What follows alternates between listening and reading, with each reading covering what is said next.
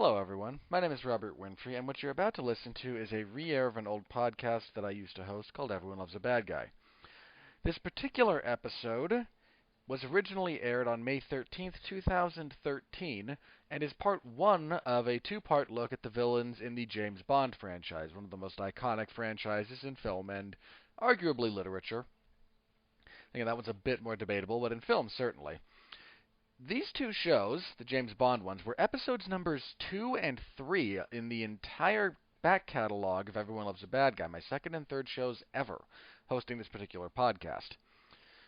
Number 1 will be released at some point eventually, but we are not releasing these in the order in which they were originally aired, but rather to more synergize with upcoming projects that are going on here on the network. In this case, both of these two episodes, part 2 will be released tomorrow, so that might be redundant information for you, but it will be. We're releasing these in conjunction with the last of the Daniel Craig James Bond efforts, No Time to Die, which will be featured on an upcoming episode of Damn You Hollywood if you're so inclined. So please do give that a listen. This episode features myself and my friend Pat Mullen, who was on several of my shows and still continues to be a friend and a podcasting partner. He's got his own other shows that he does here on the network. If you're familiar with Pat's work, you'll know kind of what to expect here. We have a lot of fun talking about the first spate of James Bond villains. This is everything from Sean Connery up until immediately pre-Pierce Brosnan. So Dr. No through License to Kill, if you prefer to keep track that way. It's a pretty good time, actually. We've had a lot of fun. There's a lot of fun stuff and some not-so-fun stuff to talk about with the James Bond franchise, and we cover a lot of it. Before I throw it to myself, circa 2013, let's pay a couple of bills here. First up, let's talk about Amazon Music for just a second. It's a wonderful streaming platform for music, and those of you listening to this particular podcast here on the W2M network can get a free 30-day trial of Amazon Music. The James Bond franchise in particular, known for iconic songs that have gone along with them, some very, very, very good ones. So you can find those on Amazon Music along with 70 million other songs. So click the link in the description below or go to getamazonmusic.com/W2M network. Fill out the little form they give you that lets them know that we're the ones that sent you over there. It helps them, it helps us, and it helps you because you get 30 days of music for free. There is no downside after the 30 days is done. If you enjoy the service, you're welcome to keep it. If not, you lost nothing, and you gained 30 days of free music on a great platform. Our other sponsor for this particular episode is Grammarly. For you listeners of the W2M network, Grammarly is offering a free download of the Grammarly software. Grammarly's AI-powered products help people communicate more effectively. Grammarly helps you write mistake-free on Gmail, Facebook, Twitter, LinkedIn, and nearly anywhere else you write on the web. Grammarly corrects hundreds of grammar, punctuation, and spelling mistakes while also catching contextual errors, improving your vocabulary, and suggesting style improvements. To download Grammarly today, go to getgrammarly.com/W2M network. Again, that's getgrammarly.com/W2M network to download Grammarly for free. I say this all the time. If you need a lot of help with your writing, then the beginning stuff is very useful. Punctuation, grammar, and spelling. If you're a little bit more proficient with the English language and like playing around with stuff, you can get lost in your own contextual errors. Those are a big thing. And who couldn't use a style improvement here or there? Lord knows I could. My own writing is horribly boring most of the time, but Grammarly is a good help. So feel free to check out those links in the description below to help out the podcast and to benefit yourself from the fine products that are choosing to support our work. So thank you very much. With that out of the way, let's throw it back to 2013 and myself and Pat Mullen talking James Bond villains. Past me, take it away.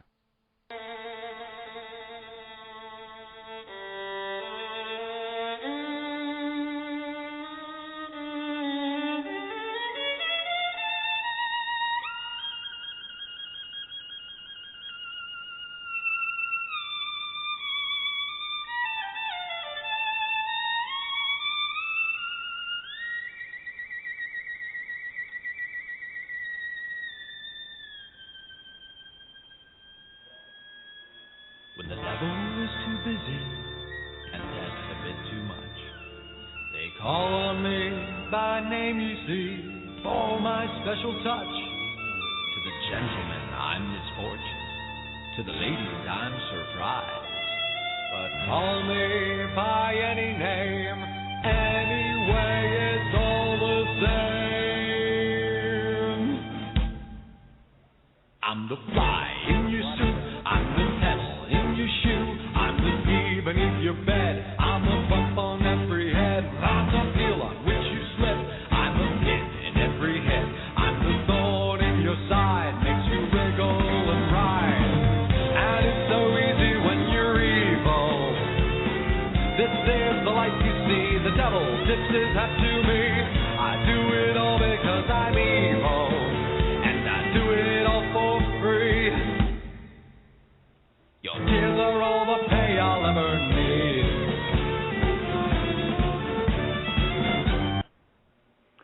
Hello, hello. You are listening to Everyone Loves a Villain. I am your host, the villainous one, not quite the vile one. I am Robert Winfrey. I know I had originally scheduled the second part of our Terminator discussion, looking at the first Terminator and Arnold as the villain there.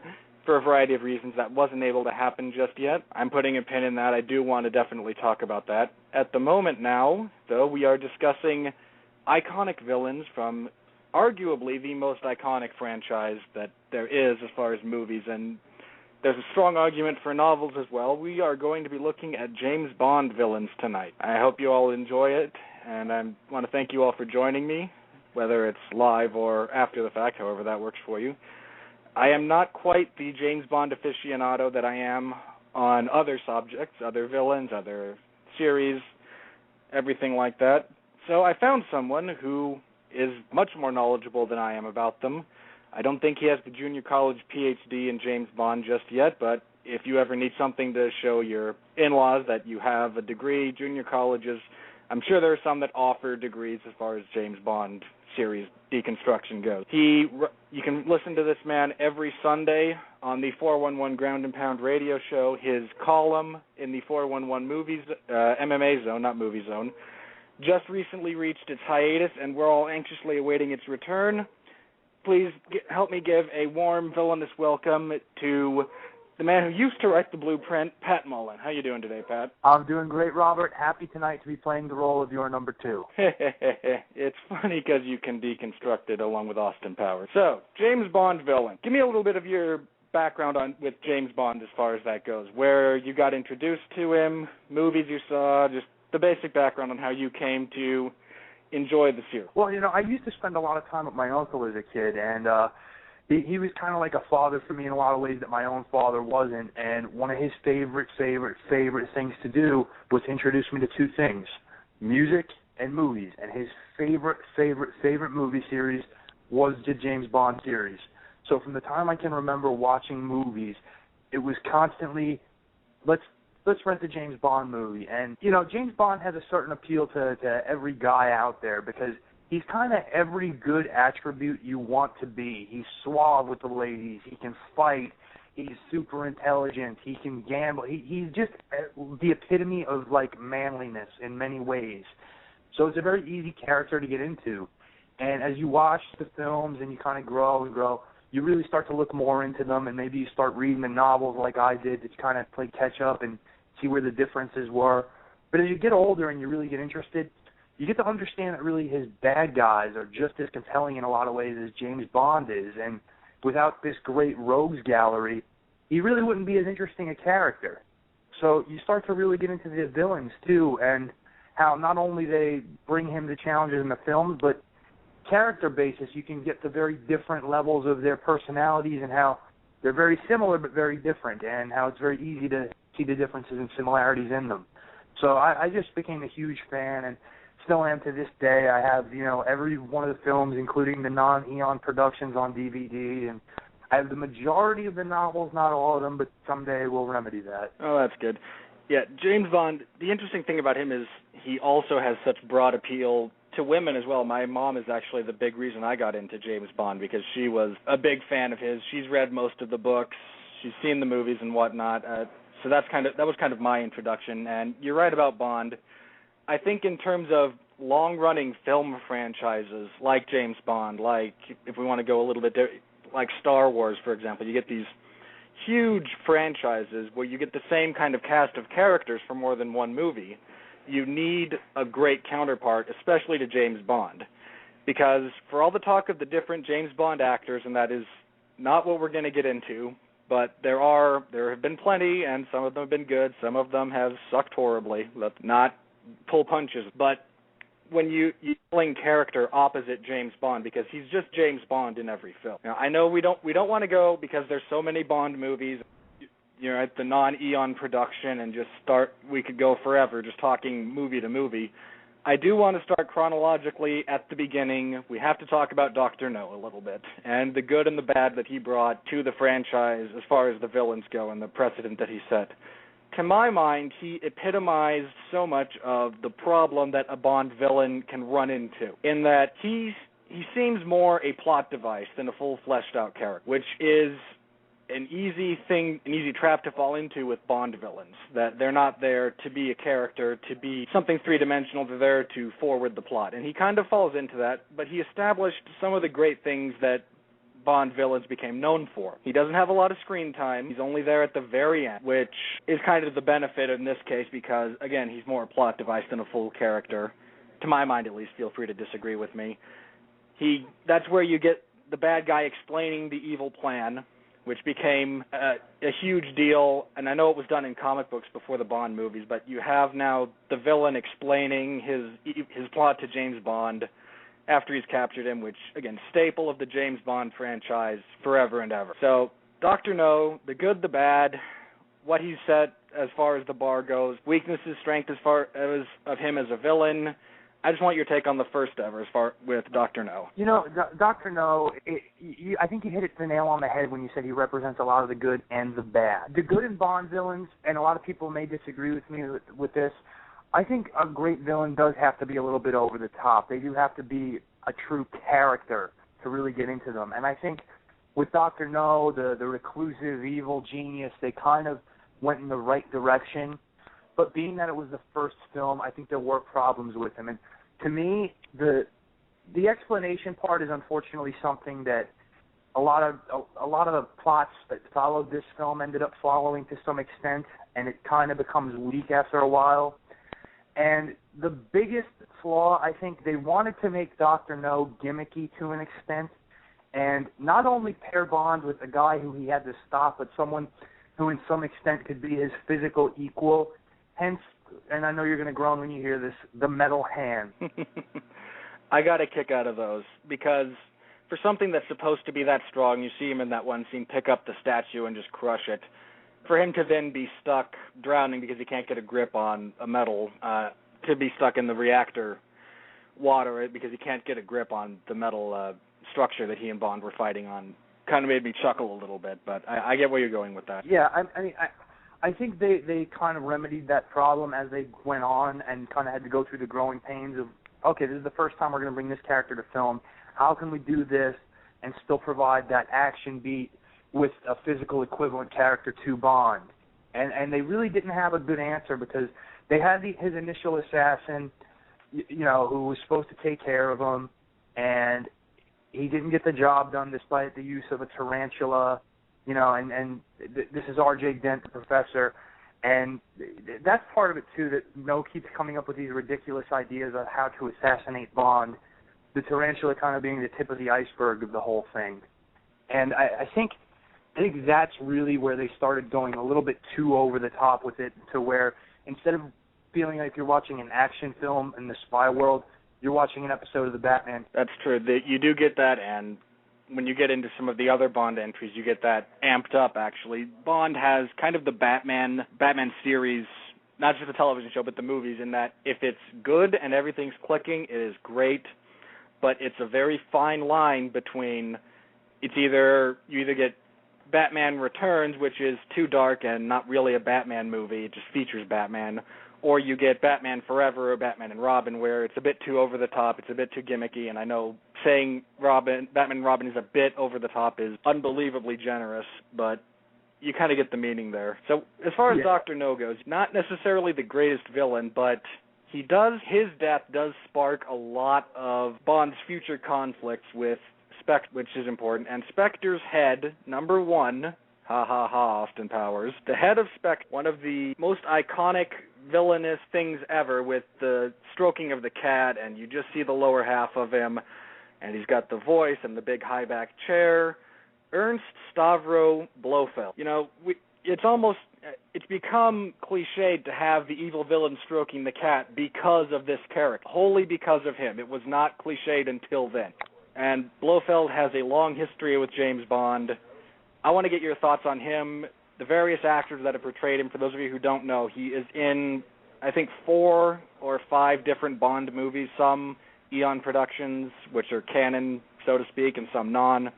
He's been played by a bunch of different actors. Talk to me about Blofeld. Talk to me about him as a villain, as Bond's opposite. Well, let's go to town on the man with the cat. Every great protagonist needs that antagonist who, no matter what, will always drive him to the action. Sherlock Holmes has Moriarty. Superman has Lex Luthor. For James Bond, Blofeld is the be-all, end-all of his problems. You know, we talked about Dr. No setting the stage, and this is another great part of the Blofeld character. He has such an ego about his organization that Bond got the one-up on Dr. No, that he takes it personally that he has to eliminate this guy because he feels embarrassed by that. Right there, you have one of the great attributes of, you know, these villains that we're looking at, that he's really the first villain in such a manner who is portrayed as this egomaniac who just can't deal with not even himself taking a direct defeat, but somebody who works for him who is supposed to have this reputation and represents him to an extent, that when he loses to this guy Bond, Blofeld can't take it. He's humiliated, so he gets so amped up that his whole, you know, the whole plot of From Russia with Love is to get Bond embarrassed. That's it, to kill him and embarrass him. That's what makes a great villain, that they have this personal agenda and belief in it, that it doesn't matter if you believe or understand the rationale, you just have to believe that they believe in it. And that's what Blofeld does best when they first bring him in and continue to do so. I wholeheartedly agree. Especially, he's got it out for James Bond, and that it's so much better when you have a villain, especially a recurring villain, who's not kind of an incidental contact, which happens in other franchises where they happen to bump into each other. But here, you're absolutely right. He wants Bond to pay for getting the one-up on one of his under. Yeah, it's a personal conflict, and I think that's what really can have everybody enjoy it, is that you don't need some major situation to be able to make an enjoyable film and have it make money. You just need something everybody can understand. At one time or another, everybody's had a personal conflict with somebody else. It's true. Simplicity as far as motivation goes is important, especially in Bond movies, for my money, because some of the bad ones, and there are some bad Bond, it gets too over the top. It gets too involved. You start craving the simplicity of Blofeld, or even though he's only in there for one movie, Francisco Scaramanga from The Man with the Golden Gun. Again, very simple motivation. The stuff around it can be a bit, you don't want to go too far over the top, but that motivation does need to be simple. Now, Blofeld, again, like we said, played by a lot of different actors. In 5 or so different Bond, you don't see his face for the first several times that you see him. You see him first in From Russia with Love. That's when you see him stroking the cat in the back of the high-backed chair, and you get his voice. And he's in Thunderball as well, and they did a good job of hinting at this guy, this maniacal genius, this man I really want to get even with Bond. And it leads up to one of the better cinematic reveals in movie history, I think, when in You Only Live Twice, you see Donald Pleasance lean around the edge of the chair, and you finally see the man behind the chair. You finally see the man holding the cat. So as far as the Donald Pleasance reveal, you know, how does that play up for you as far as a cinematic reveal, the reveal of the hidden villain goes? How does he rank there objectively? How does he rank with other Bond villains? And how do you rate Donald Pleasance and his portrayal of Blofeld? Because he's succeeded by a variety of actors, depending on which series you start going into. But how do you feel about Donald Pleasance doing it? the whole 9 yards as far as that reveal goes and how he interacts with Sean Connery's James Bond. I think that reveal is really such a high watermark because, it's not really a twist where it's, an ally of the main character betraying him and you find out, oh my God, he's been playing both sides. You know that Blofeld is the bad guy. You know that this is the guy who's been manipulated. So when they turn him around in that chair and you finally see it's Donald Pleasance in his majestic evil glory, and he's not some kind of crazy monster who's hideously disfigured like Dr. Doom or wearing some crazy... Well, he is disfigured a little bit. He does have that glorious scar that adds so much character to that. It's amazing how a little thing, even though it's a big scar, how much a little thing can add menace to someone. But that's the thing. He's not disfigured to the point where you'd call him a monster like a Frankenstein-looking guy or anything. He has the obvious scar that would later be parodied by Mike Myers and Austin Powers, among many other Bond traits. But it's that can happen to anybody. That's a normal human trait. So I think part of what's powerful about that is that when you see him and he's basically a normal-looking guy who just happens to have a crazy evil mean streak in him, it makes him seem all that much better because this isn't some pulled out of science fiction thing. They ground Blofeld as much as they can, mind you, in reality. And I think that's what makes him so powerful. And I think to really make that stand out, you need an actor who you have to be able to believe in. And I think that's why Donald Pleasance was so great at it, because Pleasance is a tremendous actor in everything he does. So to get somebody who can really hook you and make you believe as they're talking what's going on and really believe in their motivation, it's so important. And I think you have Pleasance really at the high mark of that. And, maybe it gets ruined later on by, say, like Telly Savalas in his installment playing Blofeld, because it was just very apparent he didn't take the material seriously, at least to me. But Pleasance played that part straight, and he did it so well. And I think that's really the best thing that could have happened, because to have Blofeld immediately in such a prominent role, you need it to succeed, and Pleasance was the right guy for sure. In defense of Telly Savalas over Donald Pleasance, in the next one, which was On Her Majesty's Secret Service, they needed someone who would be a bit more physically active in that role, the way they scripted it and shot it. You had more of the physical interaction between them, and Pleasance doesn't quite have the action background, so to speak. He's not much for that as far as that goes. So I will defend that a touch, but at the same time, Telly Savalas certainly did not measure up to Donald Pleasance.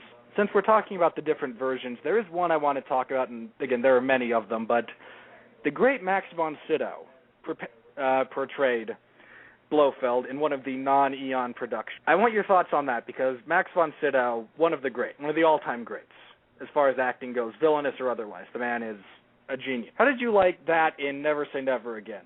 How did he match up with the role of Pleasance, which I agree is probably one of the high watermark as far as that character? It's not an enviable task to have to follow Donald Pleasance in that movie, because he did so well with it. So I think you really need somebody who has a powerful presence and is such a talented actor to really kind of remind people of why Blofeld is as dangerous as he is, and why the villain of villains when it comes to James Bond. So I think Max von Sydow was really actually very good. I can't say enough good about him, and I think he had a lot of help in that too, in that his number two, of course, Largo, was played by an actor who I don't think ever gets the credit he deserves in Klaus Maria Brandier, one of my personal favorites, but not to go off on him. But there's a lot of controversy about Never Say Never Again.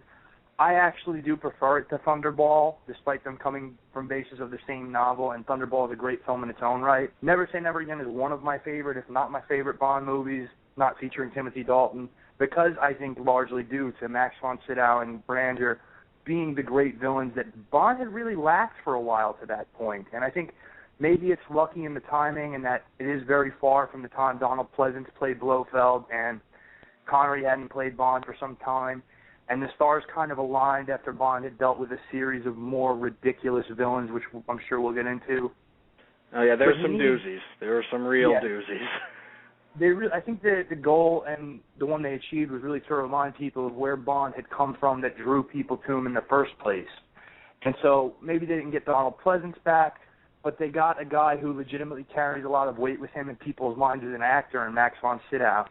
So I think immediately just from that, they took this seriously again, and they did a better job of putting Blofeld back into that role as the conspirator, the man manipulating everything behind the scenes, while he clearly maneuvers a guy who's probably capable in his own right in Largo to do things. So that makes it seem even more diabolical that this guy has to be a genius, because Largo's pretty smart and he's responding to every command this guy gives him. It's true. When you see someone that powerful, that respected, like Largo was, and all of a sudden he's taking orders from somebody, instant credibility. Now, as far as non-Blofeld, who is, as you said, the villain of villains, he's the one, you get so many what are now cliches that are kind of callbacks to what he did, what Blofeld was. The two other Bond villains that spring out on the positive side, to me at least, you have Auric Goldfinger and Francisco Scaramanga. And I want to talk about Scaramanga first, because that's Christopher Lee, and I'm a huge fan of Christopher Lee. So as far as the man with the golden gun, Christopher Lee with the third nip, as slightly ridiculous as that is, his portrayal was that of a villain who didn't need a hench. And there are different levels as far as Bond goes. You generally have villains who are not physically matchable with James Bond, and they have the henchman who is. You have Oddjob, you have Jaws, you have all these other henchmen who are there to do the muscle work, and then you have the brain behind all of that. And when you get to the man with the golden gun, you get to Scaramanga, here's a guy who matches James Bond in pretty much every facet possible. So what are your thoughts, Christopher Lee's man with the golden gun, the assassin who wants to kill James Bond? That's his goal. How did that resonate with you? How did you feel about his portrayal of that villain? Let's talk about Christopher Lee and how awesome. You don't get more awesome than Christopher Lee. You know, I talked about my uncle getting me into the James Bond films. Well, my dad happened to get me into a series of films made by an English studio called Hammer, and they were about Count Dracula, played by none other than Christopher Lee. And they were just the greatest horror movies I had ever seen, still to this day. And really, they hold up surprisingly well, and Lee is a big part of that, I think. You know what? In that role, he understood that less is more in a lot of times, because rather than be the kind of stereotypical, you know, Bela Lugosi, foreign accent, menacing gestures, he knew that this guy was just a menacing, evil ghoul, and that he wasn't messing around and playing games. He was going to play him as a predator.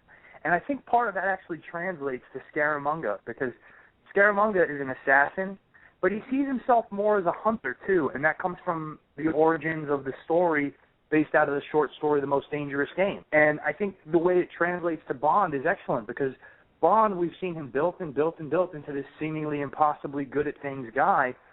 He would have to be the most dangerous human to go after. And a guy like Scaramanga, who, again, we get into the ego factor, he's the world's top assassin. He gets his own private island from a black ops section of the government, of the Chinese government, because he carries out assassinations for them flawlessly. But he starts to feel a little big for his britches and kind of wants to do his own thing. So he decides that the best thing he can do is go after Bond. That's the best prey he can have, and he really wants to test himself, which almost makes him likable to an extent, because you have to admire that, you know what, he really wants to do this. And you brought up the most important point to me about why Scaramanga appeals so much as a villain, other than Christopher Lee's casting, because they finally combine the physical equivalent to Bond and the overall villain as a whole to Bond. He doesn't need a henchman, really. He's able to do his own dirt. The little person is his henchman, who operates the controls for his little maze of death thing. He has a henchman. It's just the little guy who doesn't Bond like stuff him in a closet on the boat at the end of the movie? Yeah, poor Hervé Villachet. He didn't get to yell at the plane, busted plane in this one. He got stuffed into a closet.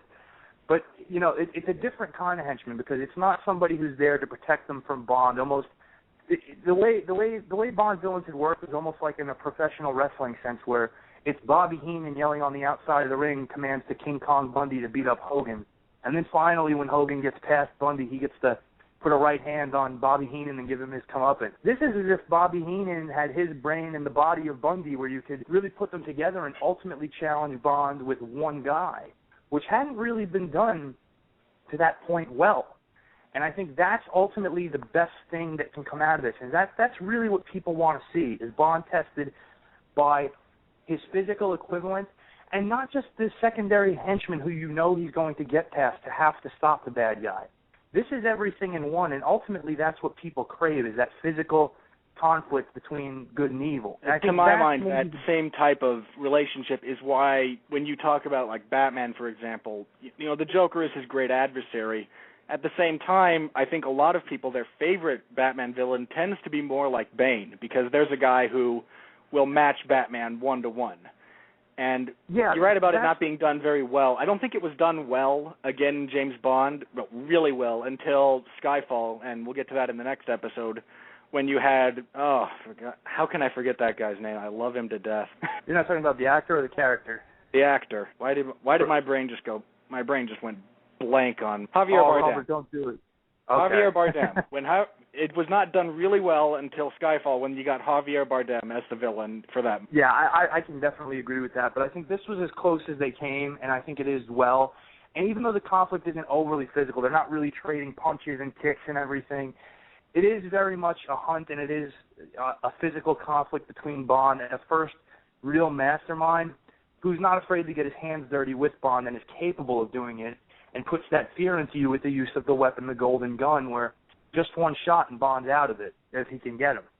I love that line. When they're setting up the game and Bond looks at him and goes, my 6 shots against your 1, and without missing a beat, he just looks him dead in the eye and says, I only need 1. Yeah, and I mean, that's perfect for the character, because we talked about the ego factor again, and how he's so sure of himself, and just when he says that, even if you know, because these movies are formula, you know Bond is in some way going to win in the end, but when he says that, he puts that fear into you, like, oh, wow, how the hell is Bond going to get out of this? He does only need 1. He means it. That's legitimate.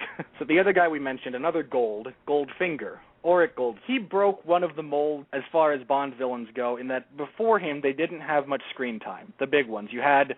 You'd see Blofeld for a bit at the beginning and at the end, and he'd send his underlings to do stuff. Goldfinger, you meet him very early, and he and Bond have a very interesting dynamic. They play off each other in very interesting ways. And Goldfinger is, in a lot of ways, a high watermark for Bond villains. So let's talk about Auric Goldfinger, and what goes along with that, we have to talk a bit about Oddjob. So talk to me about Goldfinger, a little bit about Oddjob. Let's talk about what he brought to the Bond villain table that was maybe a break from Blofeld, who had been all over the place prior to. We kind of compared some of the villains to the villains from the Batman TV series, and that they're campy and over the top to the point where you're just laughing at it, and not in a good way.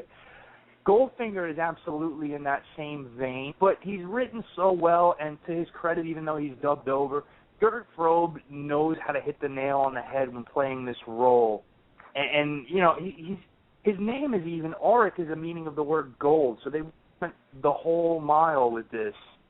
And I'm having a hard time, because it's hard to describe him without sounding, ridiculous when he has this. It's an odd thing. I get with Goldfinger, I don't know if anyone else will get this reference, but with Goldfinger, I feel the same way about him that I did about Raul Julia's performance as M. Bison in the Street Fighter. It is absolutely over the top in a lot of ways.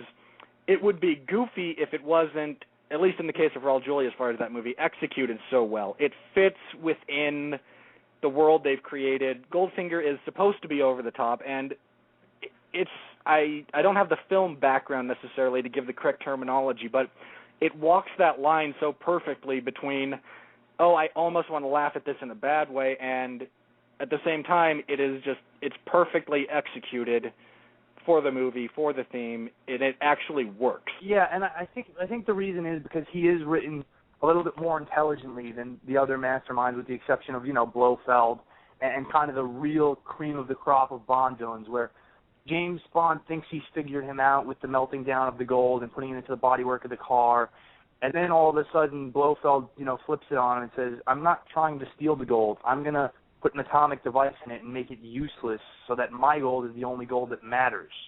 Think about it.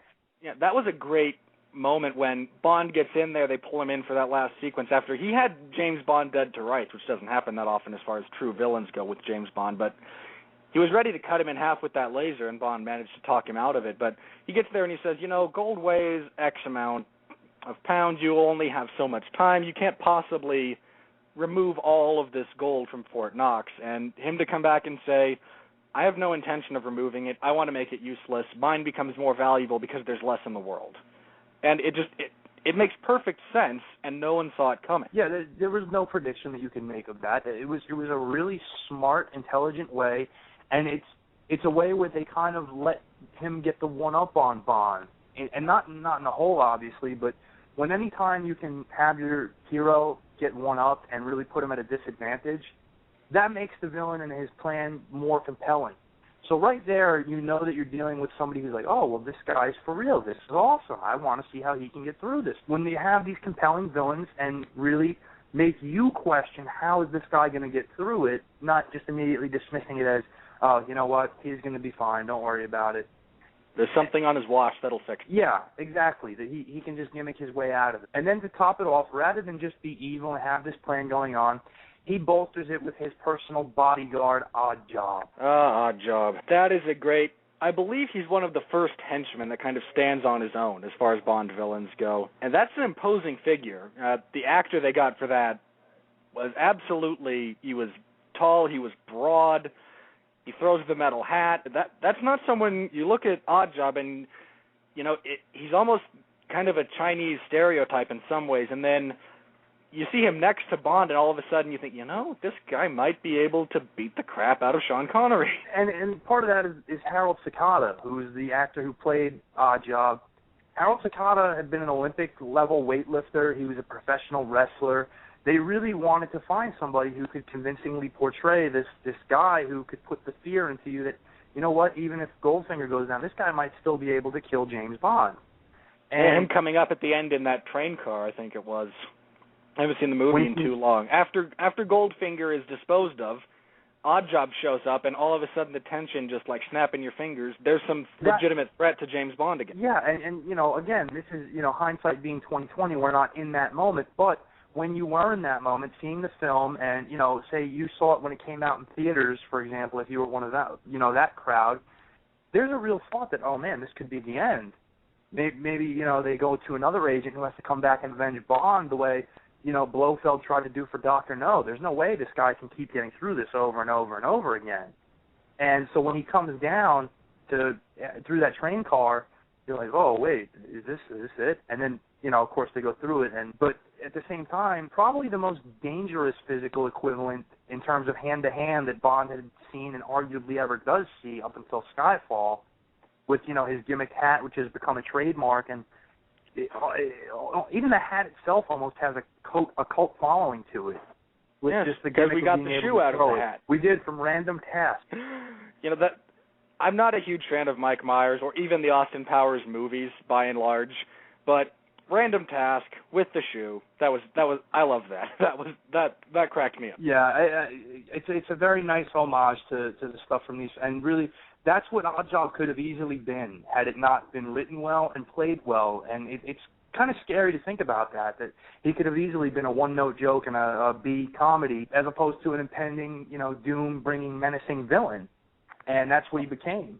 And well, moving from menacing villains, menacing henchmen to one-note comedy knockoffs, you go from Oddjob, the other main henchman that springs to my mind, at least as far as this era of movies, you go to Jaws, the man with the metal teeth. Talk to me about, now, before we get into maybe mocking this a little bit, because there is some deserved mocking going on, that's actually a clever visual.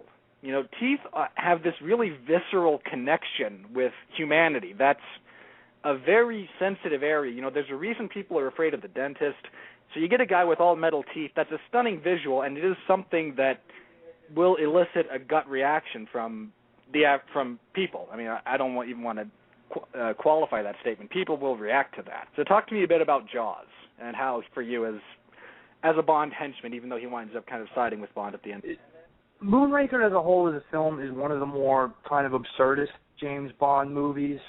So you have to remember to look at Jaws within the context of that to see why they did him the way they did. That is true. You know, that's a fair... You can't judge something that's meant to be a bit over the top as being meant to be taken seriously. That's true. Yeah, I don't want to dump completely on him. Jaws is really meant, as you mentioned, more than anything in the movie, for almost a visual deterrent, kind of. Like, you know, the club on a steering wheel. The teeth, you know, you talked about the reaction to teeth again, and that's obviously the big one that they wanted. Even more so than Richard Kiel being, you know, 7 feet tall. Those teeth, you see them, And it takes you aback, and it makes you catch your breath for a minute, the same way, Christopher Lee's Dracula showing his fangs would. It's that same type of putting the fear into somebody. Unfortunately, they don't understand in that regard less is more, and if those teeth are not covered in blood or being used in a certain way, it kind of becomes ridiculous after a while, and I don't think they realize that in time. And again, I feel the same way. I kind of feel the same way about his teeth in this same type of thing but different manner that I do about the vampires in 30 Days of Night. I don't know if anyone has seen it. I don't recommend it. There are some good moments, but on the whole, I don't recommend it a whole lot. But the vampires in that movie are always walking around with their mouths open showing their fangs, and I got the impression, I don't know if this is true or not, that it was just like a bad prosthetics job as far as that goes. And that's kind of the feeling I get with Jaws, although like you said, you can't judge it too harshly because it can't be easy having, nowadays you just get a modified grill, but back in the 60s or 70s, that can't have been an easy thing to wear around all day. No, and a lot of what works in the James Bond movies is suspension of disbelief. And you allow yourself to get put into this world where, okay, this is possible, this guy can, write his name on the moon if he so desires, okay, I'm with it, I'm believing. But to a point, because the James Bond crowd was not usually the same crowd who would be willing to just take anything and say, oh man, this is great. They did have a certain kind of standard, and I think that's why Moonraker tends to get dumped on. It's very loved by science fiction fans, but amongst Bond fans who want a more serious... It's a fun science fiction movie. It's not a very good James Bond movie. That's exactly it. It's a fun science fiction movie, but it doesn't work as well in the context of the James Bond, the shared universe between the films.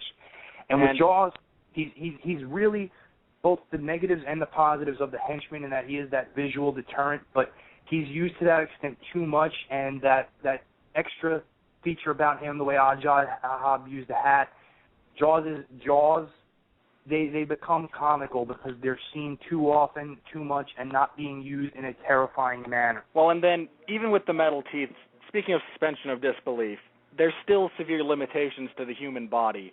And I don't mean to dump on Moonraker too much or Jaws because it's not an easy thing to do. And as far as it being a science fiction movie, it's pretty good. But I have to request that if you haven't seen it, on one of the Mythbusters episodes, they discuss James Bond gadgets and myths and things that they do in that movie and will they work in real life. And they assign the underlings, the three amigos, the three blind mice, to work on Jaws.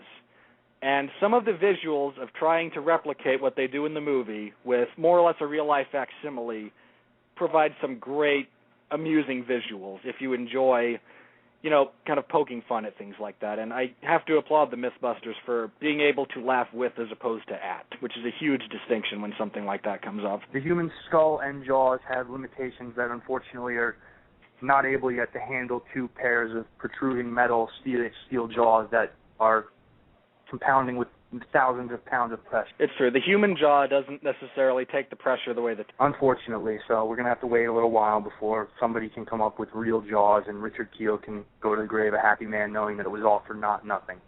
There we go. A little short on time now.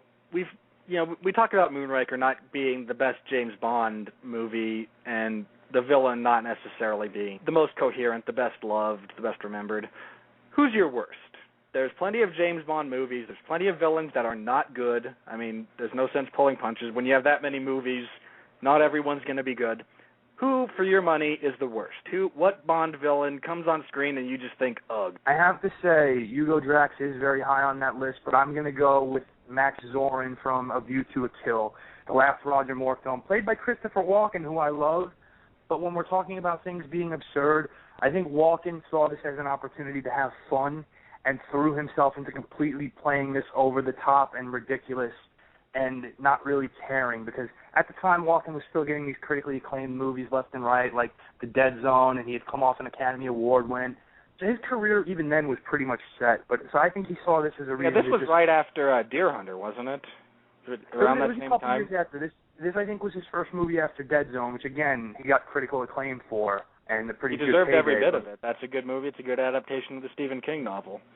Yeah, one of the better ones. But at the same time, I think he saw this as, I'm going to get paid a ridiculous amount of money to play this ridiculous villain. And the plot in View to a Kill really is not strong, So I would probably go with Max Zorin as my least favorite, and A View to a Kill very high on my least favorite of Bond movies. Which is sad because basically a very similar plot, villainous plan is used by Lex Luthor in the first Superman movie, in that we're going to mess with California. Even Goldfinger. Go ahead. Even the Goldfinger plot, and that's part of my problem with it. The Goldfinger plot is very similar, where Zorin, his intention is to ruin Silicon Valley, where his silicon chip business is the only one in town, much the way Goldfinger wants to monopolize the gold market for 60 years. But it's played to the hilt so wrong, and that shows you the difference between what they can do to make someone great like Goldfinger and how easy it can go bad with a movie like A View to a Kill. Very true. I know we want to talk about the next set of Bond villains differently. I do need to bring up, however, because we do see him more than once, I want to, if you could very briefly talk about Orson Welles in the 1967 Casino Royale, his turn as Le Chiffre, because when we do the next version, we're going to open with Mads Mikkelsen's portrayal. So talk to me about Orson Welles as Le Chiffre. You know what? The original version of Casino Royale was looked at not very highly once the new one came out because of what a good job they did with it. They're very different tonally, though. I don't think you could compare them necessarily one-to-one. I don't either, and I think it's a little bit unfair, to be honest. It's kind of a satire for the most part, really, and it's actually the only version that's really from the book that Fleming wrote. And, the plot is very much the same. He has to recover the money for Smersh after it's lost at the Baccarat table. And it's kind of silly in a way when he starts doing the magic tricks, and then after that he turns to kidnapping and odd torture, and it's very weird and kind of surrealist almost, to the point where I get where they went with it, but it's not something I would classify as really essential Bond viewing or really a necessary part of the villain Le Chiffre, and it's a great portrayal or anything, which is funny because it's Orson Welles, who's an actor's actor. And portrayed villains so wonderfully throughout his career. Citizen Kane, he had some great turns as Macbeth. Odd that he would go, that it would be portrayed the way that it was as far as Casino Royale went. I think they promised him as much as he could eat. Yeah, that's true. And, for as much as he was an actor's actor, the man would chew scenery. He was hungry if you would let him go that way. All right, that is going to wrap up Part 1 of the Bond series. We went a little bit over time, but nothing too major. Hopefully you all don't mind listening to the downloaded version as opposed to live. We will be back Friday, end of the week, same time, assuming that works for you, Pat. I didn't confirm that, but would 8 p.m. Eastern work for you? Same Pat time, same Pat channel. There we go. We will be discussing the new generation, for want of a better phrase, the villains from the Brosnan and Craig series, the good, the bad, and the ugly, and there's plenty of all three to go around. Pat, your column has just been discontinued. Not discontinued. You've taken a sabbatical. I do need to praise your last list, although I would have ranked Alexander Karelin much higher than you did. But I'm a sucker for the big. Anything you want to plug before we go off? Just keep on listening to this podcast. Everybody Loves a Villain. I happen to have enjoyed the first installment very much, even though I wasn't on it. I am having a blast doing this, and Robert's going to be doing stuff like this every week. And, there's so many great villains out there, and truth be told, we all do love a villain. They make the heroes worth watching. So without them, we really don't have much to go on. And deconstructing them is a lot of fun. And, you get points brought up that maybe didn't occur to you. I think this is going to be a tremendous podcast. I guarantee you I'll be listening to it every week. And I'll also be conversing with Robert every week, Sundays at 9 on the 411 Ground and Pound radio show. A great show. Definitely needs to be checked out. Should be required listening. Again, just so you don't miss it, Friday, 8 p.m. Eastern Standard Time, The New Wave, Pierce Brosnan, Daniel Craig, the next set of Bond villains. Please be back for that. We might set the time for an hour on that one instead of 45 minutes like we did here, just to avoid a potential overrun. Until next Friday, when I'll see you all back here, remember, the light shines brightly because the shadows are so dark. Appreciate the villains because they make everything else sweeter in life. See you back here on Friday. Have a good night.